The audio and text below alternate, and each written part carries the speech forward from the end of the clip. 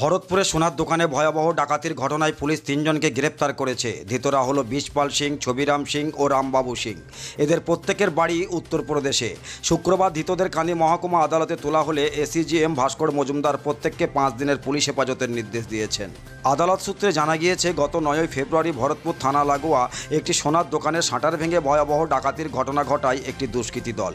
ওই দোকানের মালিক সাবিনা ইয়াসমিন প্রায় 60 লক্ষ টাকা সোনার গহনা ও নগদ লুট করা হয়েছে বলে অভিযোগ করেন। এসে দেখছি আমি এরকম শাটার তোলা, আমি কোনো রকম একটু চেয়ে ঢুকে দেখলাম তো আমার কিছু নাই, বক্সগুলো ওইখানে বসে আছে। আমার 60 লাখ টাকার সোনাই ছিল খালি।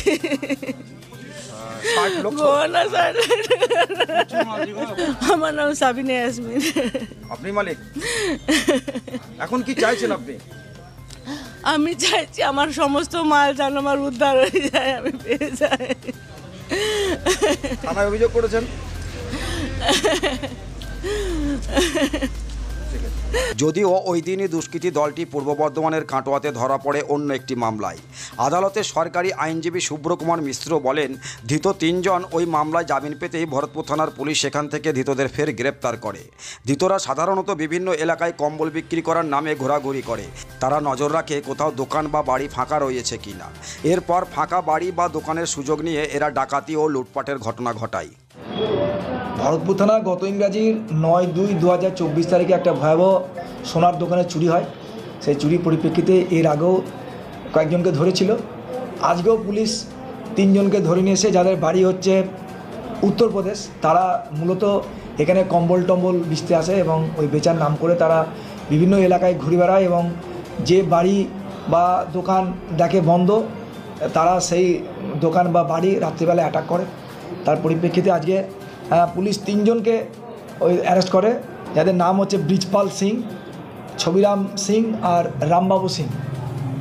তো এদেরকে আজকে কোর্টে পাঠানো হয় এবং প্রায় পুলিশ এই কেসে ওই কাঞ্চন জুয়েলার্স থেকে যে চুরি হয়েছিল সোনা গহনা, তারপরে আপনার বিভিন্ন অলঙ্কারাদি এবং নগদ ক্যাশ, সেটা উদ্ধারের জন্য পুলিশ 6 দিনের পুলিশ রিমান্ড কোর্টের কাছে প্রেয়ার করে।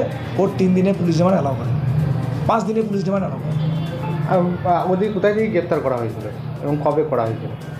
ওদেরকে গ্রেপ্তার অন্য কেসে তারা ছিল, কাটোয়ার একটা কেসে। সেই কেস থেকে সোনা অ্যারেস্ট করে তাদের গ্রেপ্তার করা।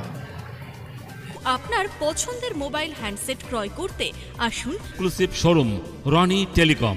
এখানে টিভিএস, বাজাজ ও স্যামসাং ফাইন্যান্সের মাধ্যমে Oppo, Vivo, Realme, MI, OnePlus, iPhone কিস্তিতে মোবাইল পাওয়া যায় এবং পুরনো মোবাইল এক্সচেঞ্জ করা হয়। আমাদের ঠিকানা ভরতপুর বাজার আলিয়া হাই স্কুলের সন্নিকটে, ভরতপুর, মুর্শিদাবাদ। মোবাইল নম্বর 8170880880।